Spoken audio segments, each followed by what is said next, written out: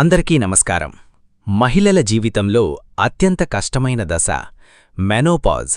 సమయంలో తీసుకోవలసిన జాగ్రత్తలు, అద్భుతమైన వంటింటి చిట్కాలు.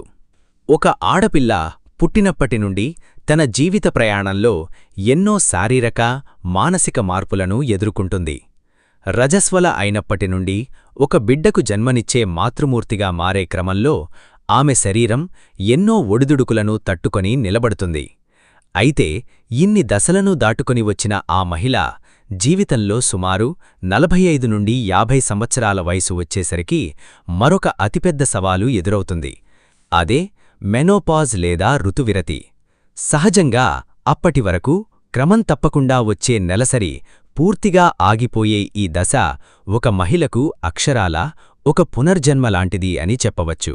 ఎందుకంటే ఈ సమయంలో శరీరంలో ఈస్ట్రోజెన్ మరియు ప్రొజెస్టెరాన్ అనే హార్మోన్ల ఉత్పత్తి ఒక్కసారిగా పడిపోవటం వల్ల ఆమె శరీరం లోపల ఒక పెద్ద యుద్ధమే జరుగుతుంది. దీనివల్ల శారీరకంగా నొప్పులు, మానసికంగా చెప్పలేనంత ఆందోళన ఆమెను ఉక్కిరిబిక్కిరి చేస్తాయి. కాని విచారకరమైన విషయమేంటంటే, మన సమాజంలో ఈ మెనోపాజ్ గురించి బహిరంగంగా మాట్లాడుకోవడానికి, ఆ సమయంలో ఆ మహిళ పడే బాధను అర్థం చేసుకోవడానికి చాలామంది ఇష్టపడరు. అందుకే కేవలం ఇంగ్లీష్ మందుల మీద ఆధారపడకుండా ఎంతో సురక్షితమైన మన ప్రాచీన ఆయుర్వేద ఇంటి చిట్కాలతో ఈ మెనోపాజ్ దశను ఎలా జయించాలి, అలాగే ఈ సమయంలో ఆడవాళ్లు ఎలాంటి జాగ్రత్తలు తీసుకోవాలి అనే విషయాలను ఇప్పుడు మనం ఈ వీడియోలో వివరంగా తెలుసుకుందాం. ఎక్కడా స్కిప్ చేయకుండా ఈ వీడియోను పూర్తిగా చూడండి. మొదటగా, ఈ మెనోపాజ్ దశలో మహిళలను అత్యంత ఎక్కువగా వేధించే సమస్య హాట్ ఫ్లాషెస్.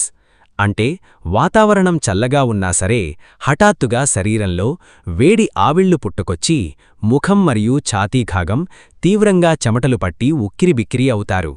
అంతేకాకుండా రాత్రిపూట నిద్రలో కూడా విపరీతంగా చెమటలు పట్టి నిద్రకు భంగం కలుగుతుంది.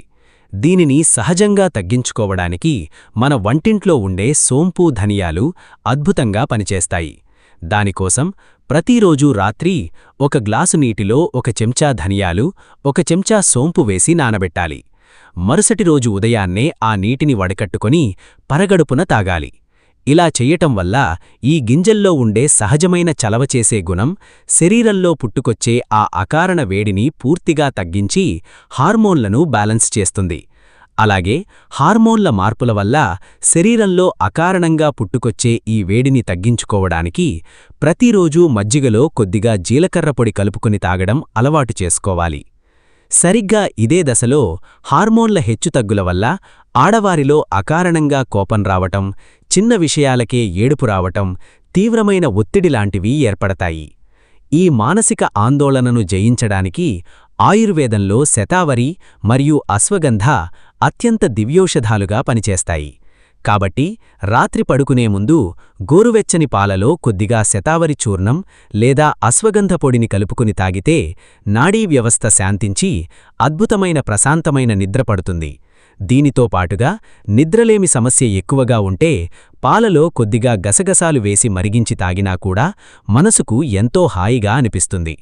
ఇక శారీరక మార్పుల విషయానికి వస్తే, మెనోపాజ్ సమయంలో మహిళల ఎముకల సాంద్రత వేగంగా తగ్గిపోయి కీళ్ల నొప్పులు, మోకాళ్ల నొప్పులు విపరీతంగా మొదలవుతాయి.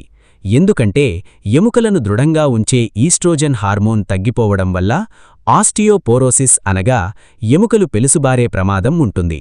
దీనిని అడ్డుకోవాలంటే వారి రోజువారీ ఆహారంలో కాల్షియం మరియు ఫైబర్ అత్యధికంగా ఉండేలా చూసుకోవాలి.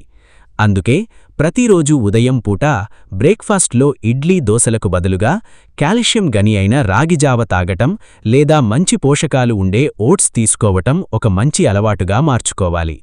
దీనితో పాటుగా మన వంటింట్లో సులభంగా దొరికే చియా సీడ్స్ మరియు పొద్దుతిరుగుడు గింజలు లాంటివి రోజువారీ ఆహారంలో ఖచ్చితంగా చేర్చుకోవాలి.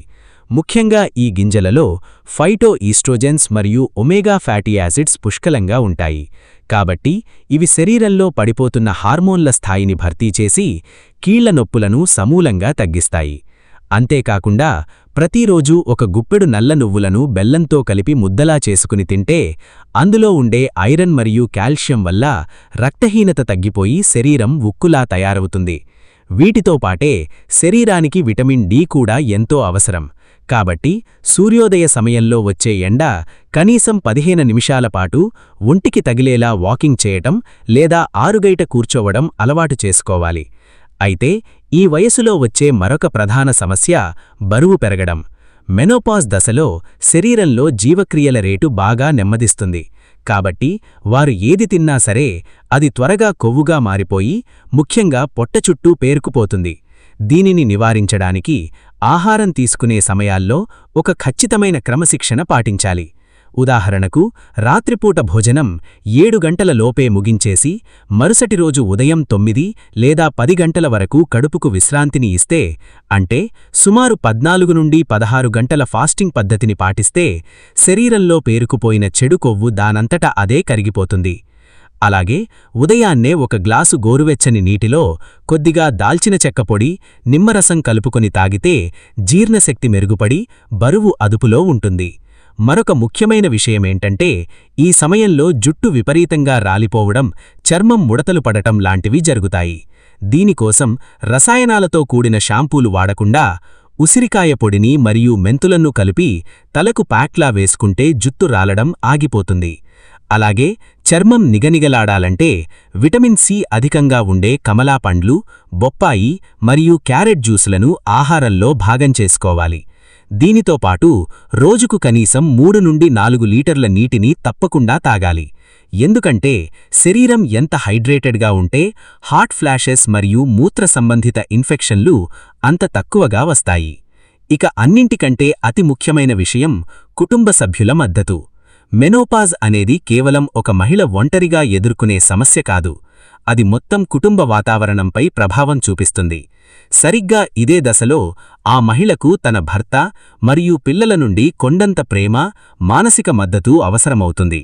ఎందుకంటే హార్మోన్ల ప్రభావం వల్ల ఆమె అకారణం లేకుండా విసుక్కున్నా లేదా కోపంగా అరిచినా సరే అది ఆమె మనసులోని మాట కాదని, కేవలం ఆమె శరీరంలో జరుగుతున్న మార్పుల వల్ల వస్తున్న ఒత్తిడి అని భర్త అర్థం చేసుకోవాలి.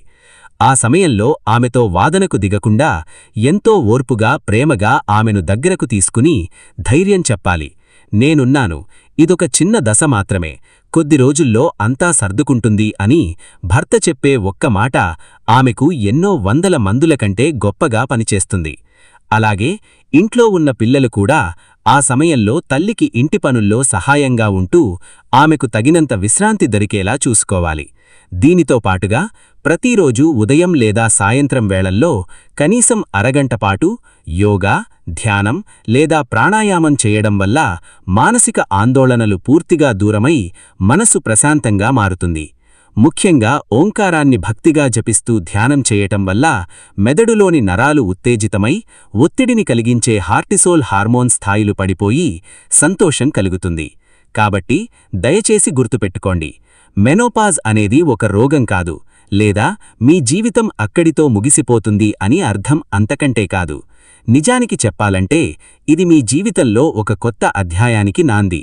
నెలసరి నొప్పుల నుండి, గర్భధారణ భయాల నుండి మీకు పూర్తి స్వేచ్ఛ లభించిన ఒక అద్భుతమైన స్వేచ్ఛ దశ ఇది. అందుకే ఈ మార్పును భయంతో కాకుండా ఎంతో సంతోషంగా ఆహ్వానించండి.